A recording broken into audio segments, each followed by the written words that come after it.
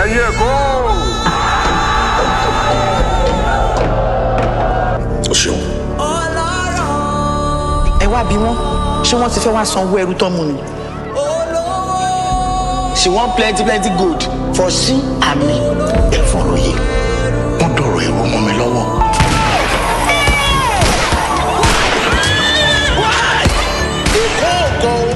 Akọ̀gọ́ ni o.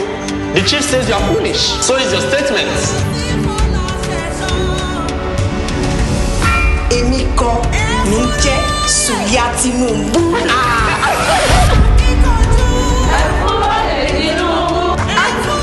Ṣé gbogbo ọ̀rọ̀ pátápátá ní sùúrù bá yẹn lẹ́gùn rẹ̀?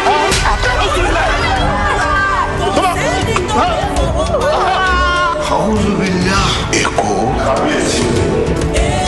Dùsùn ọgbọ́n kan nìyẹn agọ̀yìn. Mo pa láṣẹ fún ọ kó o fi ìlú Èkó sílẹ̀ fún wa.